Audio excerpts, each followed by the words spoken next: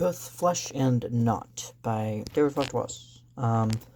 Is 2000. So this one was actually published posthumously. Wow, I don't know why I'm struggling with that word. In 2012, but I'm assuming that a lot of these different things were written. So the title one, both Federer, both Flesh and Not, was one of his kind of top essays, I'd say. That basically it appeared first 2006, I think the New York Times, and he's basically talking about obviously Roger Federer and tennis and that him being so kind of other, almost like above animal, superhuman in a sense. Like there's a almost the amount of the precision with. I don't know much else about tennis aside from the fact that it's a very precision based, like exact kind of sport that can't risk a lot of like leeway. You don't have a lot of leeway, or like you don't have a if you throw like if you like I don't know. I don't know how it is like serve. So if you, I can't really display it because I never really played. But yeah, it's the amount of kind of exactitude is just off the rails. And basically, he's talking about the both flesh and not the fact that I think there's aspects of maybe Federer, like he talked about his character a little bit, that was like he's like, just like a regular guy, like the rest of us, like some of us, we get the fact maybe back in his home, like, of, what is it, Switzerland? This is actually Swiss, originally at least, and that he's a bit of a kind of heartthrob, I think, is the impression I got, and that, even though, 25, I guess, at the time, because he's probably what now, I think Roger Federer is like late 40s, I think, or early 40s. Sorry. Yeah. So basically, in 2005, he would have been mid 20s. So yeah, that's about right. So yeah, he's talking about this aspect of that and stuff and then this other aspect of like not flesh, something beyond, nerve hole, and what's the word? Beyond like the rational limits of like what is and I think like David Foster Wallace himself, obviously a tennis player himself, kind of had a smart take on it that was both also scholarly, obviously academic. He's creative. He's got a a MFA. He's got but he's also played the game actually, and he grew up kind of playing it. So the way he describes it is very kind of acute observations. Like the way um he makes a game that I've never played, or that I'm not really much, if any, of a sports person at all. He makes it actually sound engaging, like, oh, this is something I actually kind of have peaked, my interest is least peaks a little bit, so which is rare. So yeah, there's then the second one on this was Fictional Futures in the Conspicuously Young. That is pretty old. You might have read it. Was probably, yeah, maybe 26 when he wrote that. And yeah, the 88, and that was I guess he was in a review of contemporary fiction. And he was basically talking about some different precepts of stuff that in his ideas in like e Euribus Plurem, some different interesting kind of like I guess moral and ethical ideas, and like stuff of like how language and all that ties into I might be mixing it up, but like how this idea of that, what certain precedents we like what I guess like he talked about a lot of different people, like both contemporaries and different kinds of different novels and stuff. I think he mentioned like there's like kind of maybe the classic kind of people that we think of good great modernists, like Thomas Mann, or maybe like Virginia Woolf. We think of those, Proust as kind of having, that kind of capping off in modernism as, like, but they are, we also think that there's, for him, like, he was coming from the school of maybe Don DeLillo, and other people preceding him, maybe Thomas Pynchon, that were kind of doing this stuff that didn't really sound the way they talked or the way that they communicated through fiction. That they,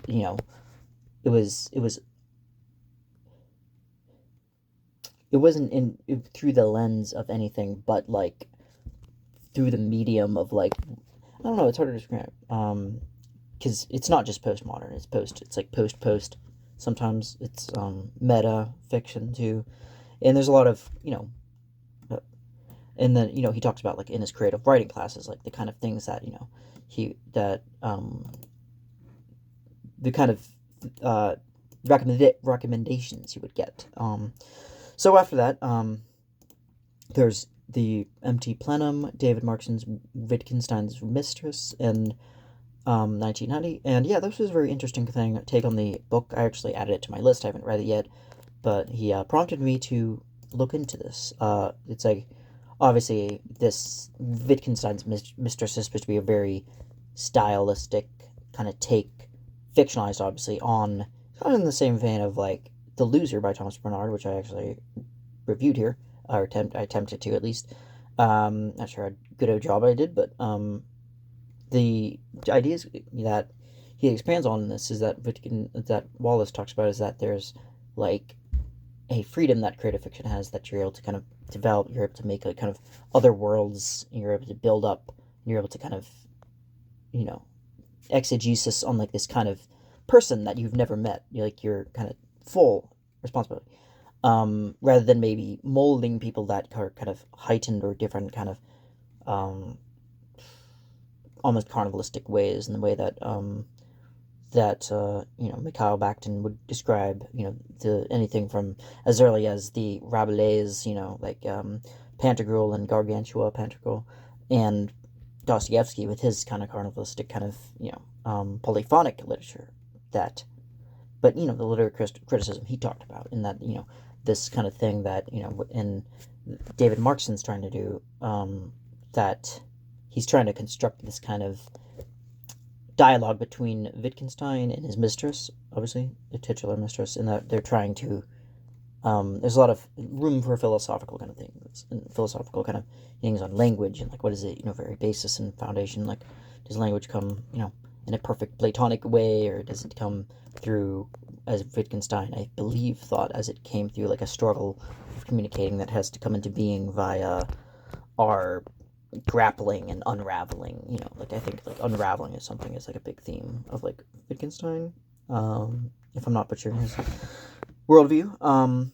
But yeah, it was a quietism. Yeah, this idea of language, like our philosophy is not meant to make us feel like it, at the end of the day, even as much as frustrated as Wittgenstein could be about things, things had to be exact. Things had to be like certain things, like I'm not sure what I'm talking. I think he was a bit of an architect. He actually studied by a very, very rich family too. And it was like a great movie with Tilda Swinton and a Welsh actor that I'm blanking on the name, but it's just called Wittgenstein. But if you look it up, it came out in the early '90s. It's really good. I did watch it, and it's not long too. It's actually quite shorter than your average movie, maybe less, hour 15 minutes, and it's great. It's like it keeps you invested, because it not only talks about kind of Wittgenstein's struggle with the classic thing about like Bertrand Russell trying to, very reasonably from his point of view, trying to say that there's no elephant on the table, and then of course Wittgenstein being the kind of less convinced, obviously, with the kind of gray areas of lacking, or empiricism for him was like kind of a thing that was like I don't know, like, not, he wasn't solipsistic, that's for sure. He had a sense of truth. I'm not sure if it was Platonic or not, but anyway, but yeah, it was a great movie nonetheless, and it kind of reminded me of that kind of, I'm wondering if that book had any effect on the movie. So yeah, so there's that, and then there's Mr. Cogito, which is a review of a poetry book by Zbigniew Herbert. I believe that it was a Polish poet, and kind of a dramatist too. And I don't know anything about him. Honestly, I'm just gonna be honest. I just know the name just because I have it written in front of me. But yeah, he was a poet, Polish poet, essayist, drama writer, and moralist. So I guess he was kind of in the post-war realm. I'm getting a bit of a Jerzy Kaczynski was also Polish, and as also wow, I'm blanking today. And the author of The Unbearable Lightness of Being, like, oh yeah, Kundera, Milan Kundera. Those two were Polish, and they both, I think, were. Kundera was actually Czech. I'm sorry, but yeah, they both of them kind of had a little bit of a background of like trying to escape this post-war Europe. And Stefan Zweig, also, had, unfortunately, because he was like so awful for him, that he had to end up. And I literally just started the wow, like it's literally right here. I have it right here. The World of Yesterday. Wow. But yeah, I just cracked it open. But yeah, he's got a lot of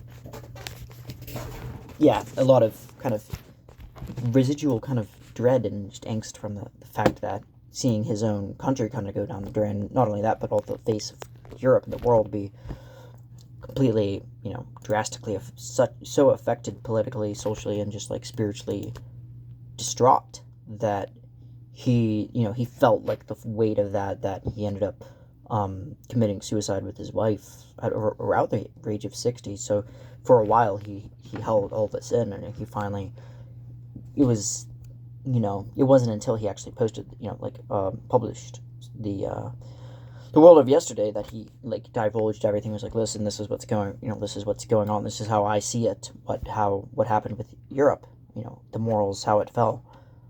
But anyway, so yeah, that just, I thought, because yeah, I'm wondering if there's a similar kind of thing that Herbert had about those poems. But anyway, but yeah, that's definitely giving me food for thought, as always with Wallace. Democracy and Commerce on the U.S. Open. So he's talking about the U.S. Tennis, another tennis-themed one. This one was a little bit less. I feel like it didn't quite have the punch that both Flesh and Knot on Federer had. I felt like it was a little bit lacking, but it did remind me a bit of like a supposedly fun thing I'll never do again, in the sense that him going to this thing where he has like clearly an invested interest in it, yet at the same time he's kind of slugging through these streets filled with vendors, and everybody's trying to sell you something, and just how hard it is to get past the ticket booth and into the actual, I guess wherever they held this tennis tournament in the 90s. But yeah, and after that was Back in the New Fire, 1996, and then this one was an interesting thing because it was definitely on abreast and had pretty deep takes on like what was going on with the AIDS crisis, especially like early to mid 90s. That was a big thing. I know in the movie Fight Club, even by that time, there's like, the scene of, I believe it was Tyler Durden spitting up the blood onto the character of Lou, I think. That was kind of, like, whoa, even then. So my imagining is that for the 90s, this was, I mean, I was only born that year in 96, so I was, maybe a few months old, but basically the AIDS crisis, and then Might, that was published in Might magazine, and he talked about kind of the things of like, the kind of come up it says that casual sex has, and then there's different things, like it's not like he was trying not to say that, hey, I'm not trying to say it's like a karmic justice, or I don't know if he said that for sure, but he was basically trying to say, like, caution people and say that, like, it's not that you deserve it, but it is one of those things where if you're going out and having kind of casual sex, and it just seems that generally it doesn't seem like not in like a Darwinian, not in a social Darwinian, to have all this, kind of, like, like the fact, like the way he's able to kind of break down like what it's like. Okay, well, let's be honest. Intercourse does this. It has this. You're putting your parts in another person's parts. Like it's not a pretty thing. It's not. It's a very intimate thing or thing. Um, and it's like if you're doing that, it's like you better at least be kind of give the benefit of the doubt that there could be a possibility, especially with this AIDS crisis going on, that you could catch it. So anyway, or at least that's what kind of I got from it. As it were, seminal importance of Terminator 2 talks about his kind of issues with it, because I think he started off being a fan of like the first one. He's like, listen, I want to set the record straight. I am a fan of Terminator. Like, I do like James Cameron's kind of like aesthetic kind of appeal, and like how he's able to create a pretty punk, a pretty darn good action movie. And basically he talks about how it was the kind of the CGI, that the effects of it that were overwrought, and he felt like, it's been so long since I've seen any of the Terminator franchise that I don't know if it was maybe early teens, mid-teens, once I've last seen any of them, and I don't even know if I've actually seen Terminator 2, actually, maybe aside from just clips, but I do know that he had Wallace was critical of like Edward Furlong's performance, and he thought like he was like, like him playing O'Connor, I think it was John O'Connor, yeah, the son O'Connor's son, and that they would like he was just kind of he found his character just very annoying and just whining or something like that. But anyway, but yeah, he I think he was talking about like it was like kind of um like a lot of the big budgets and stuff, and he was mentioning Titanic too, which recently came out just that year too. And then he talks with Nature of Fun, 1998, basically talking about fiction writing in more detail. I think I mixed this up for a little bit on the not the fictional futures one, just because there's a little bit of the same subject matter as I recall. Um, and yeah, he was talking about, I think that writing for him was in a way actually fun in some sense. Like it felt good to get a good draft out of something, and then to like you're making up. Like he was talking like I don't know if this was, I can't remember the name of it. It was talking about like fiction writers are by nature kind of oglers. They're the ones there's an essay that he talked about this, and that it starts out with that line where it's like fiction writers are kind of voyeurs. They're oglers. They're the ones looking at you creepily in the subway or something. I'm not doing it justice, but yeah, he has a point though. I think like as somebody who likes to think I write fiction myself, like I'm always on the kind of lookout of just things or scraps of things, or trying to piece together like some semblance of cohesion, like in conversations I overhear, or things like that, or obviously for me like the biggest thing is probably misheard conversations. I think like miscommunications, like because I think those are actually better, because I think hearing in a cryptonesia sense of like, oh crap, like I this thing that I thought I heard actually is already used somewhere else, so it's like kind of like I don't want to use that, like some of so, but that's not, again, it doesn't really mean that you can't use it all the time. It's not like but anyway, so then on that there's also overlooked 5 direly underappreciated writers in U.S. novels. This one was a really interesting one in 1999, talking about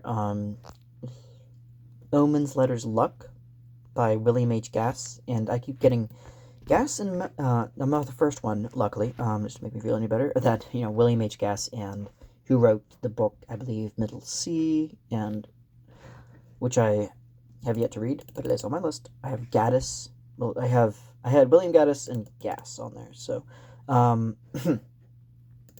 but I did read Carpenter's Gothic. I haven't read The Recognitions yet, but anyway, but yeah, I heard both of them were kind of contemporaneous. I know that both of them were kind of into creative fiction and had in and out of postmodern metafiction school. Some of them, I know Gaddis kind of ventured a little bit into like kind of dirty, gritty realism here and there. But yeah.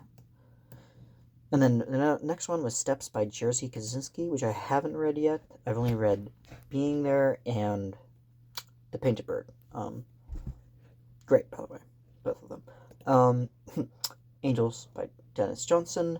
I haven't actually heard that one. Blood Meridian, or the Evening Redness in the West by Cormac McCarthy. Obviously, he literally said, Wallace said no, or he said like no, or I think he said no excuse needed or no comment needed or something like that.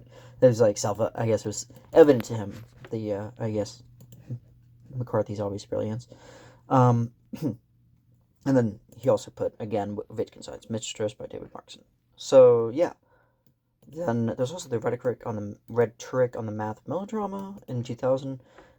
He talks about these fiction type books about um, like no, basically like Philip Schock's Wild Numbers and Apostolo's uh, Dioxides, definitely a Greek name. Uncle Petros and the Goldenbach conjecture, or the Goldbach conjecture, and yeah, he talks about kind of that the difficulty of trying to combine talking about things in an edifying way that's meant to be educational and academic, but also on the same time a entertaining piece of fiction, and like how hard it is to kind of draw that line, and that there were some like he kind of sampled some of their quotes, and some of them did have a bit of a having to like how it kind of steeped into what the melodrama he was talking about, like the some of these quotes that they say kind of, or they get verge on highfalutin, but they also kind of had a turgid kind of thing of over elaborate over explanation, I suppose. um but I'm not really much of a math person, so you know kind of my weaker subject, actually. Anyway, so yeah, this rhetoric. Okay, so then after that, there's the best of the prose poem. He talks about International Journal, the 24 word notes, and then Jorge's on the couch, and that was one of my favorites. I think. Jorge Luis Borges.